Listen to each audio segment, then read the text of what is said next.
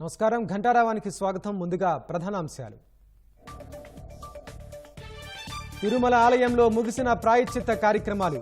బూందీ లడ్డు అన్నప్రసాదం పోటుల్లో పంచగవ్య ప్రోక్షణ.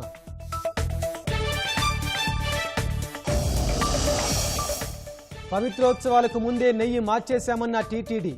లడ్డు ప్రసాదాలపై ఇక ఎలాంటి అనుమానాలు వద్దని స్పష్టం.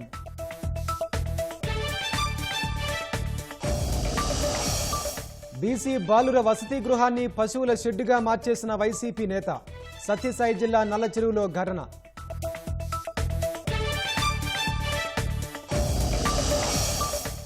చైల్డ్ పోర్నోగ్రఫీ మద్రాస్ హైకోర్టు తీర్పును కొట్టేసిన సుప్రీం. వీడియోలు చూడటం నిల్వ చేయటం నేరమేనని స్పష్టం.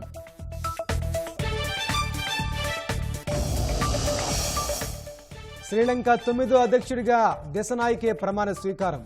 ప్రమాణ స్వీకారం చేయించిన ఆ దేశ సుప్రీంకోర్టు సీజే.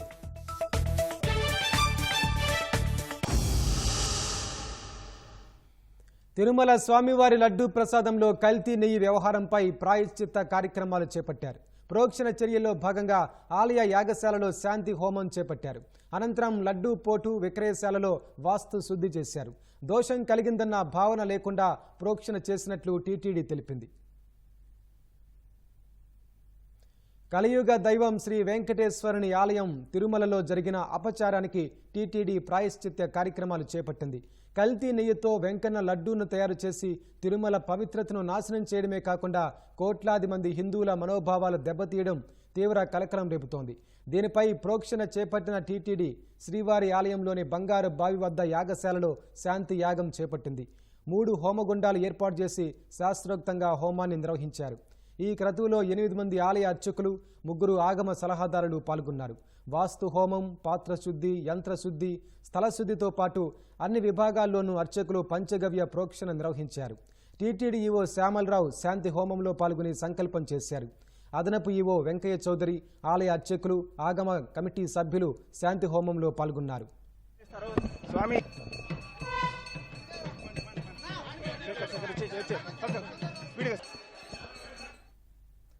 ఆలయ ప్రధాన అర్చకులు జిఆర్ స్వాముల పర్యవేక్షణలో నెయ్యి వాడకం జరిగిన అన్ని చోట్ల ప్రోక్షణ నిర్వహించారు. ఆ తర్వాత అన్నప్రసాదాల పోటు, బూందీ పోటు, లడ్డూ పోటులో పంచగవ్యాలతో వాస్తు శుద్ధి చేశారు. అనంతరం ఆలయంలో శాంతి హోమం నిర్వహించారు. ఈ క్రతువు ముగిశాక పండితులు పూర్ణాహుతి నిర్వహించారు.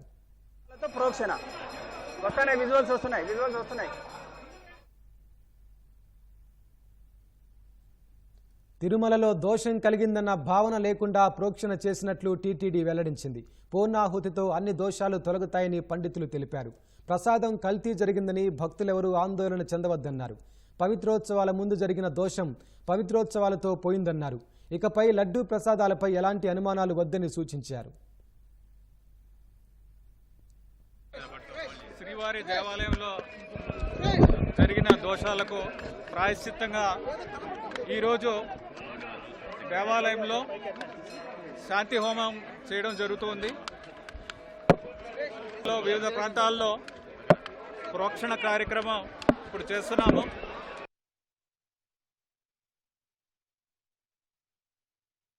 ఈరోజు శ్రీవారి ఆలయంలో ఈ యొక్క లడ్డూలో నెయ్యిలో కొంచెం కల్తీ ఉందని, ఆ కల్తీని ఇటీవల మనం గుర్తించినందువల్ల ఆ కల్తీ యొక్క దోషాలు స్వామివారికి ప్రసాదాల నైవేద్యం తయారు చేసి మనం సమర్పించున్నాం కాబట్టి ఆ యొక్క దోషాలన్నీ పోవడానికి పవిత్రోత్సవాలతో ఆ దోషాలన్నీ పోయినాయి. అయినా ఇటీవల మనకు తెలిసింది కాబట్టి ఆ శ్రవణ దోషం పోవడానికి, ఊహాపోహలు ఏదైనా తెలిసి తెలియక ఇంకా ఏమన్నా జరిగి ఉంటుందేమో అన్న అనుమానాలు నివృత్తి కావడానికి మనం ఈరోజు శాంతి హోమాన్ని వైభవంగా నిర్వహించడం జరిగింది. ఆగమ శాస్త్రాల ప్రకారం ఈ శాంతి హోమాలు, ఈ సంప్రోక్షణలు వీటితోటి ఏమన్నా తెలిసి తెలియక జరిగిన దోషాలన్నీ కూడా పరిసమాప్తమవుతాయని మనకు ఆగమ శాస్త్రాలు చెప్తున్నాయి. కాబట్టి భక్తులందరూ కూడా లడ్డూ ప్రసాదం పైన ఎలాంటి అనుమానాలు వద్దు. పవిత్రోత్సవం దగ్గర ముందు నుంచి మనకి మంచి నెయ్యితోటి లడ్డూలన్నీ కల్తీ లేకుండా తయారు చేస్తున్నట్టు మనకు తెలుస్తున్నది. కాబట్టి భక్తులందరూ కూడా ఎలాంటి ఆందోళన చెందకుండా స్వామివారి దర్శనం చేసుకుని స్వామివారిని యథావిధిగా ప్రసాదం స్వీకరించి వారి యొక్క పరిపూర్ణ అనుగ్రహాన్ని పొందగోరుతారని కోరుకుంటూ, తిరుమలలో నెయ్యి కల్తీపై సమాధానం చెప్పలేకే మాజీ సీఎం జగన్ బెంగళూరు పారిపోయారని గుంటూరు జిల్లా జనసేన నేతలు ప్రశ్నించారు. చేసిన తప్పులను కప్పిపుచ్చుకోవటానికే జగన్ ప్రధానికి లేఖ రాశారని విమర్శించారు. పవన్ కళ్యాణ్ చేపట్టిన ప్రాయశ్చిత్త దీక్షకు మద్దతుగా రేపు గుంటూరులోని గోరంట్ల వెంకటేశ్వర స్వామి ఆలయంలో 111 మంది ప్రాయశ్చిత్త దీక్ష చేపడతారని చెప్పారు. కొన్ని సంఘాల వాళ్ళు నీ ఇంటి దగ్గరకు వచ్చారు తాడేపల్లి నువ్వు ఉండవని. నువ్వు ఉన్నావు అక్కడేమన్నా? చుట్టూ గేట్లేసి ఉన్నాయి కదా. మరి నువ్వు నిజంగా సచ్చేయడం అయితే నువ్వు బెంగళూరులో దాక్కోవాల్సిన అవసరం నీకేమొచ్చింది? జగన్మోహన్ రెడ్డి గారిని అడుగుతున్నాం మేము ఇవాళ. మీరు అన్ని వ్యవస్థని నాశనం చేసేలారు. ప్రతి వ్యవస్థలోనూ కూడా ఎంక్వైరీ చేస్తాం. మళ్ళా గుర్తుపెట్టుకో జగన్మోహన్ రెడ్డి గారు, నువ్వు గతంలో ఎక్కడ ఉండొచ్చావో అక్కడికి ఎల్లక తప్పదు. నీ మీద నీకు ధైర్యం ఉంటే ప్రతిపక్ష హోదా అడుగుతున్నావు కదా నువ్వు. ఆ ప్రతిపక్ష హోదాకి తగ్గట్టుగా నువ్వు తాడేపల్లిలో కూర్చొని ప్రజల కోసం నువ్వు రోడ్డు మీదకి వచ్చి మాట్లాడు. నువ్వు ఒక దొంగల గ్రూప్కి నువ్వు ఒక నాయకుడు వచ్చాను. వెంకటేశ్వర స్వామి దగ్గరికి వెళ్ళి మీ పాపాలు కడుక్కునే కార్యక్రమాలు చేపట్టండి తప్పితే ఈ ప్రభుత్వంలో ఉన్నటువంటి మంచి చేసినటువంటి నాయకుల మీద, కార్యకర్తల మీద మీరు దుమ్మెత్తిపోయొద్దని చెప్పి కూడా మిమ్మల్ని కోరుకుంటా ఉన్నాం. తప్పు చేస్తే తప్పును అంగీకరించిన వాడే మనిషిగా ఉంటాడు తప్పితే లేకపోతే వీళ్ళనే రాక్షసులా తయారవుతారు.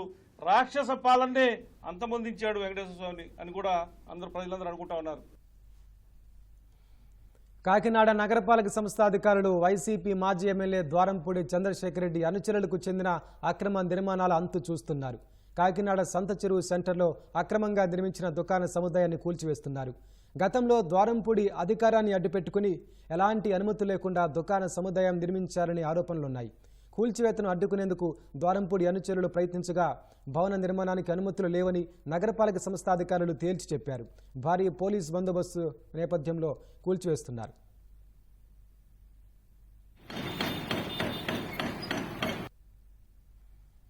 హైదరాబాద్ మాదాపూర్లో అక్రమ నిర్మాణాలను హైడ్రా కూల్చివేస్తోంది. కాబూరి హిల్స్ పార్క్ స్థలంలో అక్రమంగా నిర్మించిన నిర్మాణాలను కూలగొట్టింది. ఉదయమే భారీ యంత్రాలతో అక్కడికి చేరుకున్న సిబ్బంది నిర్మాణాలను కూల్చివేసింది.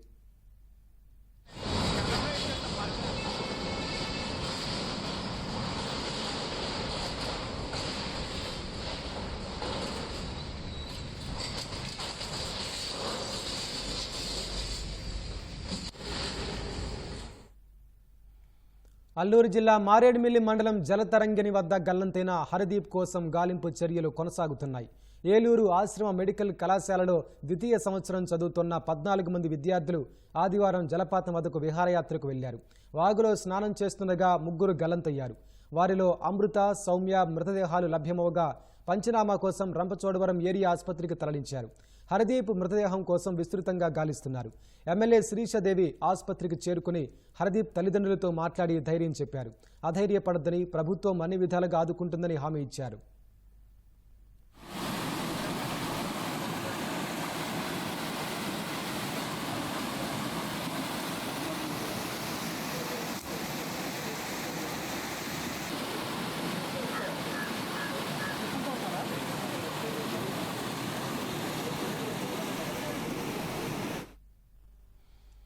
బీటెక్ చదువుకునేందుకు పట్నా వెళ్లిన అనంతపురం జిల్లా కొట్టాలపల్లికి చెందిన పల్లవిరెడ్డి ఆత్మహత్య చేసుకుంది.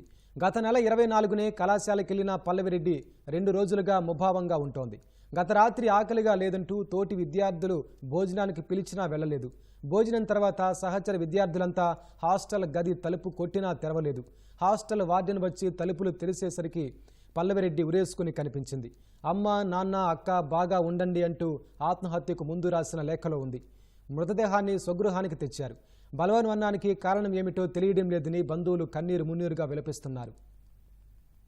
ఇంటి దగ్గర 2 months ఉండేది. అప్పుడు కూడా చాలా యాక్టివ్గా ఫ్రెండ్స్ దగ్గర చెప్తారు. చాలా మంచి పాప, వేరే ఏం థాట్స్ లేవు. తన బంధం చూసుకుంటుంది.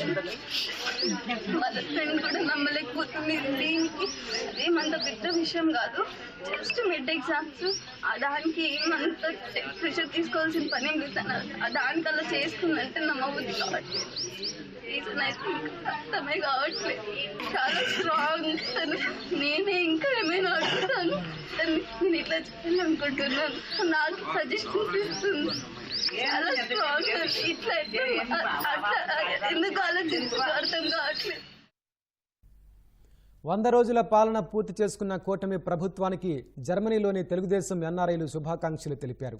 100 రోజుల్లోనే సామాజిక పింఛన్లు పెంచడం, అన్న క్యాంటీన్లు తెరిచి లక్షల మంది ఆకలి తీర్చడం, మెగా డిఎస్సిపై సంతకం, ల్యాండ్ టైటిలింగ్ యాక్ట్ రద్దు చేయడం వంటి నిర్ణయాలు అమలు చేశారంటూ అభినందనలు తెలిపారు. బెజవాడ వరదల బాధితులకు వేగంగా ఉపశమనం కల్పించిందంటూ కొనియాడారు. ఇలాంటి మంచి ప్రభుత్వం నిరంతరం కొనసాగాలని అభిలషించారు. అభివృద్ధి, సంక్షేమంలో ఏపీ దూసుకెళ్తుందని విశ్వాసం వ్యక్తం చేశారు.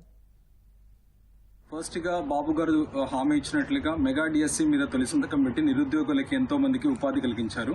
రెండో విధంగా అదే ఉచిత ఇసుక పాలసీని మళ్ళీ తీసుకొని వచ్చి రైతులకు కానీ ఆ తర్వాత పోతే కన్స్ట్రక్షన్ చేసే వర్కర్స్ కానీ అందరికీ చాలా మేలు చేశారు. మూడోది ఏంటంటే పోలవరం కంప్లీట్ చేయాలని చెప్పి దాని మీద ఎన్నో మళ్ళీ సెంట్రల్ కేంద్ర ప్రభుత్వంతో మాట్లాడి దాని గురించి పనులు మొదలు పెట్టారు. అలాగే నాలుగో పని ఏంట్రా అంటే మన అంటే అమరావతి క్యాపిటల్ సిటీని మళ్ళీ నిర్మించడం జరుగుతోంది. ఇలాగా ఈ 100 రోజుల పాలనలో చాలా చాలా మంచి కార్యక్రమాలు జరిగాయి. వైసీపీ సర్కార్ నిర్లక్ష్యానికి ప్రజాధనం వృధాకి పులివెందుల్లో ఏర్పాటు చేసిన పరిశోధనా కేంద్రం ప్రత్యక్ష సాక్ష్యంగా నిలుస్తోంది. ఈ ల్యాబ్ ప్రారంభించిన 3 నెలలకే మూలన పడడంతో కోట్ల రూపాయల ప్రజాధనం నిరుపయోగంగా మారింది. ప్రజా శ్రేయస్సు కన్నా ప్రైవేటు డైరీలపై కక్ష సాధింపులకు హడావిడిగా state of art central testing ల్యాబొరేటరీని అప్పటి సీఎం జగన్ ఆర్భాటంగా ప్రారంభించారు. ఈ పరిశోధనా కేంద్రానికి 11 కోట్ల రూపాయల నిధులను వెచ్చించిన జగన్ ప్రభుత్వం తిరుమలలో ల్యాబ్కు మాత్రం 75 లక్షలు ఇవ్వలేకపోయిందన్న విమర్శలు వ్యక్తమవుతున్నాయి. ఇది వైఎస్ఆర్ జిల్లా పులివెందులలోని ఆంధ్రప్రదేశ్ ఉన్నత స్థాయి పశు పరిశోధనా కేంద్రం ఏపీ కార్ల్. ఈ కేంద్రంలో 2023 నవంబర్ 9న సీఎం హోదాలో Jagan state of art central testing ల్యాబొరేటరీని ప్రారంభించారు. ఈ ల్యాబ్ ద్వారా పాల ఉత్పత్తుల్లో విషపూరిత రసాయనాన్ని గుర్తించి నివారణ చర్యలు చేపట్టాలనే లక్ష్యంతో ఏర్పాటు చేశారు. పాలల్లో వివిధ రకాల రసాయనాల్ని కలిపి కల్తీకి పాల్పడుతున్నట్లు అప్పట్లో ఆరోపించిన వైకాపా ఈ ల్యాబ్ ను ఏర్పాటు చేసింది. దీని ద్వారా ఎగుమతుల్ని పెంపొందించేందుకు వీలుగా పాల ఉత్పత్తుల్లో పురుగుమందుల అవశేషాలు, యాంటీబయోటిక్, పశువైద్య అవశేషాలు, మైకోటాక్సిన్లు, వ్యాధికారకాల్ని గుర్తించొచ్చని తెలిపారు. 15 మంది నిపుణుల్ని నియమిస్తున్నామంటూ వైకాపా పాలకులు ప్రగల్భాలు పలకగా ఇప్పటి వరకు తాళాలే తెరుచుకోలేదు. పాల ఉత్పత్తుల పరిశోధనతో పాటు ఆహార ధాన్యాలు, తృణధాన్యాలు, పప్పుల నమూనాల విశ్లేషణ, ఫార్మా అప్లికేషన్ పరీక్షల నిర్వహణ, అందుబాటులో సేవలందిస్తారని చెప్పినా ప్రయోజనం శూన్యం. రాష్ట్రంలో పాల డైరీలు తెదేపా సానుభూతి పరులకు ఉన్నాయనే కక్షతో ఈ ల్యాబ్ తీసుకొచ్చారన్న విమర్శలు ఉన్నాయి.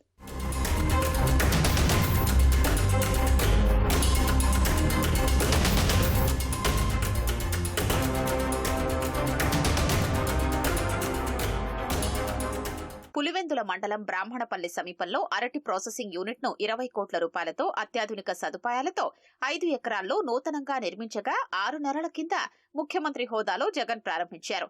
ఇందులో 600 మెట్రిక్ టన్నుల నిల్వ సామర్థ్యం ఉన్న 4 కోల్డ్ స్టోరేజ్లు, 126 మెట్రిక్ టన్నుల సామర్థ్యంతో 6 ప్రీ కూలింగ్ థాంబర్లు, లేబర్ క్వార్టర్స్, మిషనరీ రూమ్స్, 60 టన్నుల వేబ్రిడ్జితో పాటు అరటి, చీనికి సంబంధించి వేర్వేరుగా 4 గ్రేడింగ్, క్లీనింగ్, ప్యాకింగ్ లైన్స్ ఏర్పాటు చేశారు.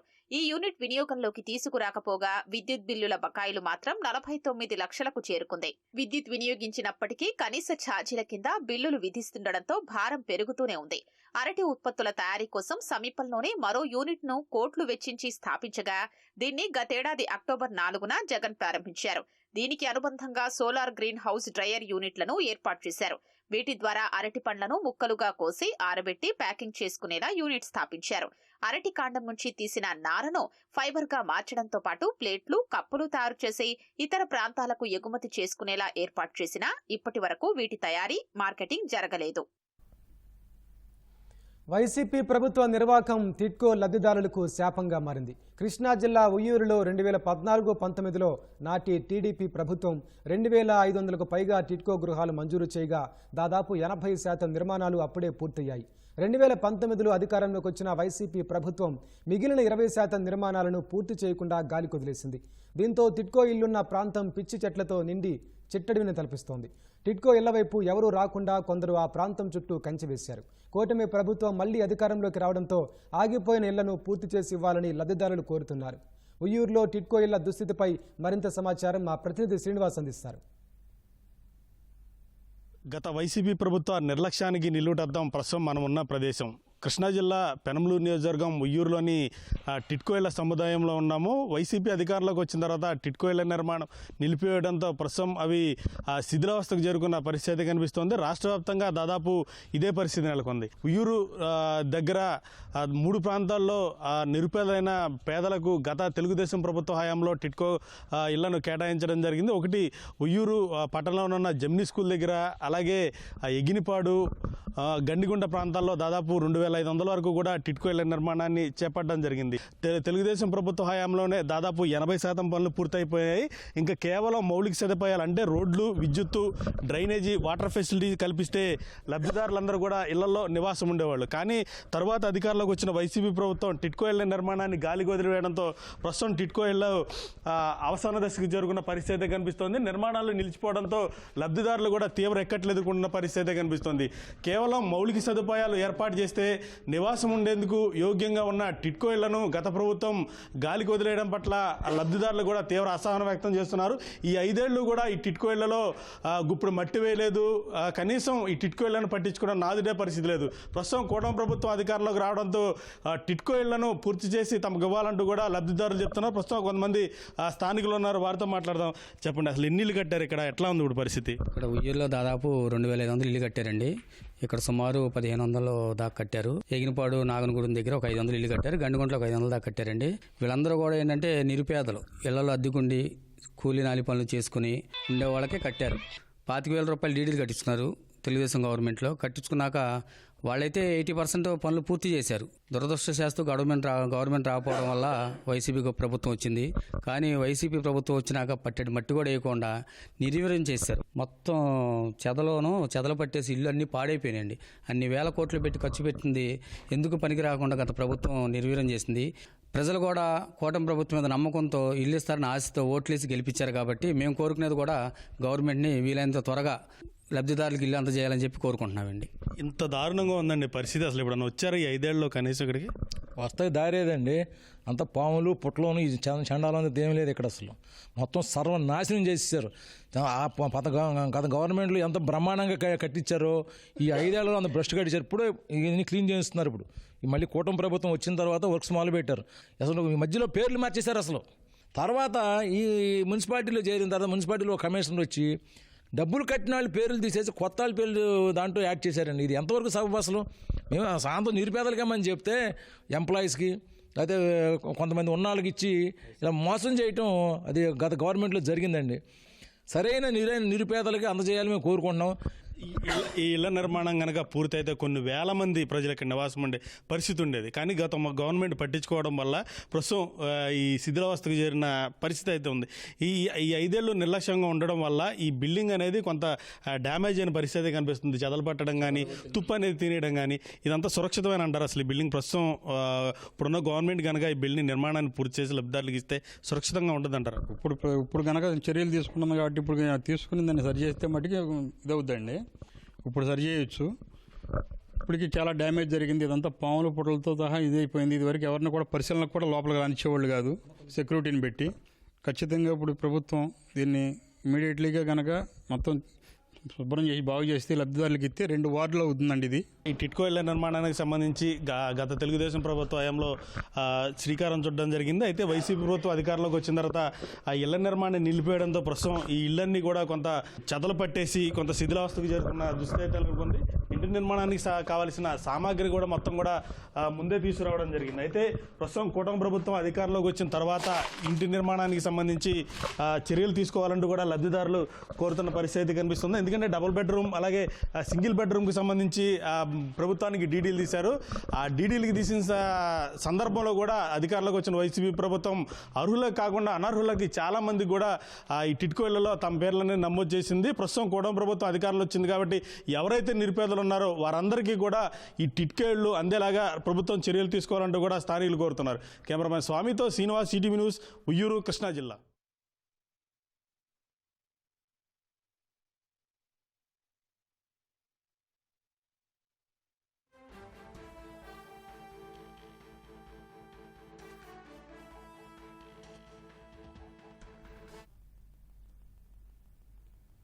తిరుమలలో జరిగిన ప్రోక్షణ కార్యక్రమం గురించి వివరాలు మా ప్రతినిధి నారాయణ పక్క నుంచి ప్రత్యక్ష ప్రసారం ద్వారా అందిస్తారు. లడ్డు వినియోగించే నెయ్యి కల్తీ అయిన నేపథ్యంలో తిరుమల శ్రీవారి లడ్డు పవిత్రతను పునరుద్ధరించే లక్ష్యంతో తిరుమల తిరుపతి దేవస్థానం చేపట్టిన శాంతి హోమం కార్యక్రమం ముగిసింది. ఇవాళ ఉదయం 6 గంటలకు ప్రారంభమైన శాంతి హోమం కార్యక్రమం 10 గంటల వరకు సాగింది. 10 గంటల తర్వాత పూర్ణాహుతి కార్యక్రమాన్ని నిర్వహించారు. అనంతరం ఆలయం ఆవరణలో ఉన్న ఉపాలయాలు, ఒకలామాత ఆలయం, కృష్ణస్వామి ఆలయం, నరసింహస్వామి ఆలయంతో పాటు భాష్యకారుల సన్నిధి, ఈ వివిధ ప్రాంతాలలో ఆలయ ఆవరణలో ఉన్న ఉపాలయాలలో ప్రోక్షణ నిర్వహించారు. పంచగవ్యాలతో తయారైన పవిత్ర జలాలతో మహా కుంభ ప్రోక్షణ జరిగింది. ఈ ప్రోక్షణ అనంతరం ఆలయ అధికారులు, అదేవిధంగా తిరుమల తిరుపతి దేవస్థానం ఆలయ ప్రధాన అర్చకులు, వేద పండితులు అందరూ 4 మాడ వీధులలోకి ప్రవేశించి 4 మాడ వీధులలో ప్రదక్షిణ చేసిన తర్వాత నెయ్యి ఎక్కడెక్కడైతే వినియోగించారో, అంటే కల్తీ అయిన నెయ్యి వినియోగించిన అన్ని ప్రాంతాలలో పవిత్ర జల మహాకుంభ ప్రోక్షణ నిర్వహించారు. అందులో భాగంగానే 4 మాడ వీధులలో ఊరేగింపు నిర్వహించిన తర్వాత తొలుత స్వామివారి అన్నప్రసాదాలు కావచ్చు, లేకపోతే భక్తులు అత్యంత పవిత్రంగా భావించే లడ్డు ప్రసాదానికి తయారు చేసే వస్తువులను నిల్వ చేసే ఉగ్రానంలో తొలుత పవిత్ర జలాలతో ప్రక్షాళన చేశారు. అనంతరం లడ్డు ప్రసాదాన్ని సామాన్య భక్తులకు విక్రయించే లడ్డు విక్రయశాల వద్దకు వెళ్ళి అక్కడ పవిత్ర జలాలతో ప్రోక్షణ చేసిన తర్వాత లడ్డు పోటులోకి వెళ్ళి లడ్డు పోటులో కూడా, అంటే కల్తీ చేసిన నెయ్యిని లడ్డు పోటులో వినియోగించి లడ్డు తయారు చేస్తారు. ఈ నేపథ్యంలో అక్కడ కూడా మహాజలాలతో ప్రోక్షణ, శుద్ధ జలాలతో మహాజలాలతో ప్రోక్షణ చేసిన తర్వాత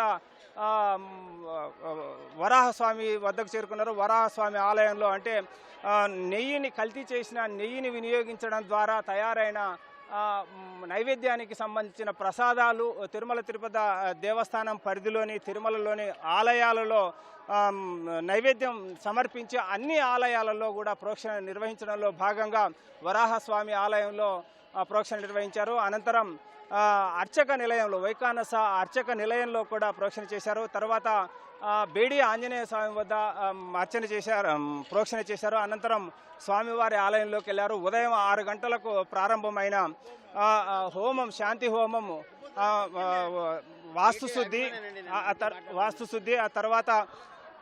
వాస్తుశుద్ధి తర్వాత పంచగవ్యాలతో ప్రోక్షణ చేశారు. ఒక భక్తుడు ఉన్నారు. అసలు ఈ రోజు నిర్వహించిండే ఈ శాంతి హోమం కావచ్చు, ఈ లడ్డు పవిత్రత పునరుద్ధరణ కోసం టీటీడీ చేపట్టిన కార్యక్రమాలతో లడ్డు పవిత్రత పునరుద్ధరణ అయిందనుకుంటున్నారా మీరు? ఏమిటి? డెఫినెట్గా అనుకుంటున్నాను సార్. నేను బెంగళూరు నుంచి వచ్చాను. మాకు తిరుపతి లడ్డు అంటే చాలా ఇష్టమో, పవిత్రత, కళ్ళు మొక్కుకొని తింటాం దాన్ని. అలాంటి పద్ధతిని ఇప్పుడు బాగా చేశారు. బాగుంది. ఈ రోజు లడ్డు బాగుంది. మొదలేమో చెడిపారేమో నాకు తెలియదు, కానీ ఇప్పుడు బాగుందండి. ఇప్పుడు పవిత్రత కాపాడుతున్నారు. ఇప్పుడు చంద్రబాబు నాయుడు గారు వచ్చి నుంచి మా చెల్లెలో మా భార్య బెంగళూరు నుంచి వచ్చాము. తిరుపతి లడ్డు అంటే చాలా పవిత్రత, కళ్ళకి మొక్కని తింటాము, చాలా ఇష్టము. అందుకోసం కల్తీ నెయ్యి వాడడం ద్వారా ఇదంతా అయింది కదా. ఈ పవిత్రం ఈరోజు మీడియాస్ నుంచి కొంచెం ప్రచారాలు జాస్తి అవుతుంది. అంటే ఈ శాంతి హోమం నిర్వహించారు కదా పవిత్ర చేయడం కోసం. పవిత్రత వచ్చిండల్లానే మాకు నమ్మకం ఉంది. మాకు కర్ణాటకం నుంచే నెయ్యి వస్తుంది కాబట్టి నందిని మా కర్ణాటకం ఉంది అనేది మాకు చాలా విశ్వాసం ఉంది దాని మీద. అని దేవుని కోసమన్నా ఫ్రెష్గా ఉండాలా అనేది, మా పవిత్రత ఉండాలా అనేది. ఎవరు చేస్తారు అలా అలా ఎవరు కలిసి చేస్తారు కదా, చేయకూడదు కదా, చేయకూడదు. దేవుని పైన నమ్మకం, భక్తి కావాలి. ప్రసాదం అని ఇస్తారు కదా, అది తిని జనాలకి ఇబ్బంది అయిపోతుంది. అలా చేయకూడదు.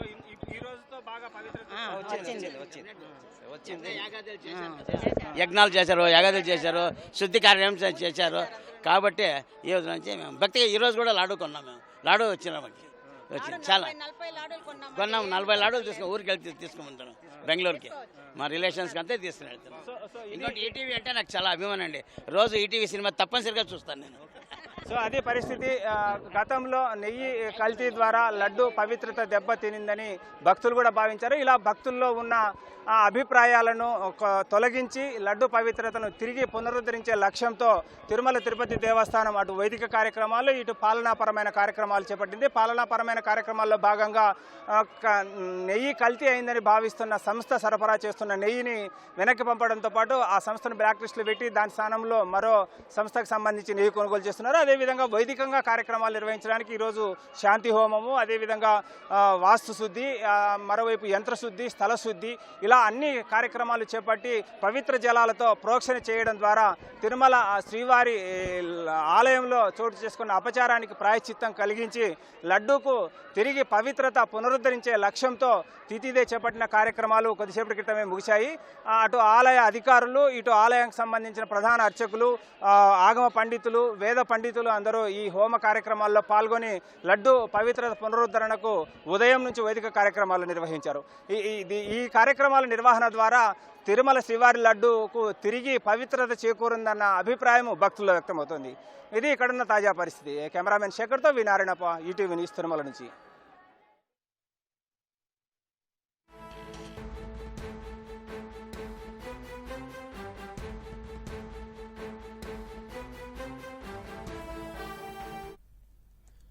తాజా అంశాన్ని చూస్తున్నాం. పల్నాడు జిల్లా వంకాయలపాడు హాస్టల్ నుంచి 40 మంది విద్యార్థులు పరారయ్యారు. కొండవీడు కొండలపైకి వెళ్లిన వారిని పట్టుకుని మళ్లీ హాస్టల్కు తీసుకొచ్చారు. దీనిపై వివరాలు మా ప్రతినిధి చంద్రశేఖర్ అడిగి తెలుసుకుందాం. చంద్రశేఖర్, చెప్పండి, విద్యార్థులు పారిపోవడానికి గల కారణాలు ఏంటి?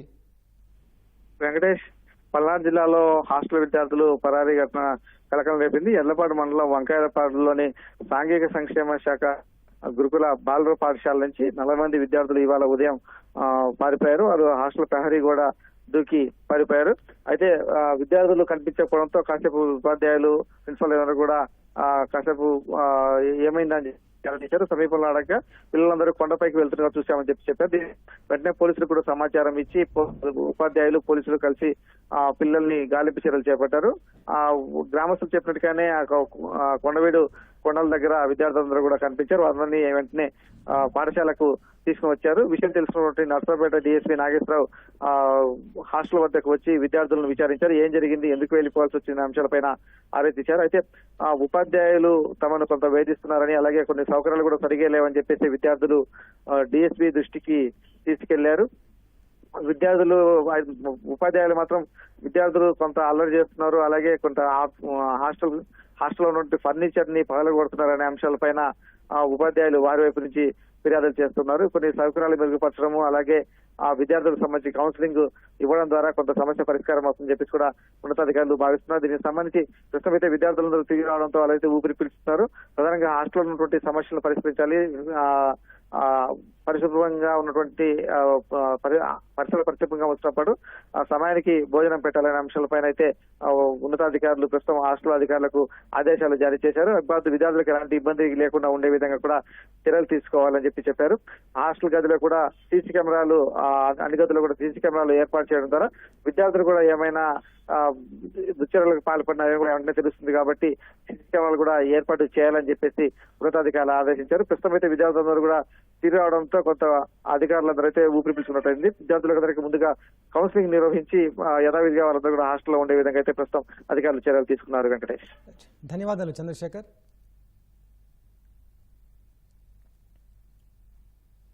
విజయవాడ వరద బాధితులకు నిగమ ఫౌండేషన్ ఆపన్న హస్తం అందించింది.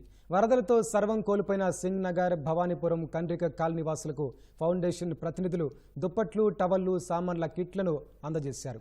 అగ్నిమాపక సిబ్బంది సహకారంతో బాధితుల ఇళ్ల వద్దకే వెళ్లి సాయం చేశారు. ఇప్పటి వరకు 1200 కుటుంబాలకు సాయం చేసినట్లు ఫౌండేషన్ ప్రతినిధులు తెలిపారు. నిగమ ఫౌండేషన్ ద్వారా ఫ్లడ్ ఎఫెక్టెడ్ ఏరియాస్కి ఒక బ్యాగ్లో బెడ్షీటు, 2 టవల్స్, మళ్ళీ 2 యుటెన్సిల్స్ అన్నీ పెట్టి ఒక బ్యాగ్లో ఇక్కడ అఫెక్టెడ్ ఏరియాస్కి అన్ని ఇచ్చాము. చంద్రబాబు నాయుడు గారి పిలుపు మేరకు నిగమ ఫౌండేషన్ ఆధ్వర్యంలో ఆయన ఫౌండర్ అయిన సమీర్ పెనుకలపాటి గారి సూచనల మేరకు మేము 1200 కుటుంబాలకు ఈ కిట్లు అందజేద్దామని చెప్పి ఈరోజు మేము సింగ్ నగర్ ఏరియా, తర్వాత భవానీపేట కొన్ని ఏరియాలకు మేము ఇద్దామని చెప్పి ఈరోజు ప్రారంభించాము. ఈరోజు ఫ్లడ్ ఎఫెక్టెడ్గా డైరెక్ట్గా బెనిఫిషియరీ ఇవ్వాలని చెప్పేసి, మేము కుటుంబాలకు ఇవ్వాలని చెప్పేసి ఈరోజు ప్రతి ఇంటింటికి మేము తిరిగి ఇస్తున్నాం. దీనికి మాకు సహకరించిన ఫైర్ సిబ్బంది వారికి, మాకు సహకరించిన వెంకటేష్ సిబ్బందికి అందరికీ కృతజ్ఞతలు.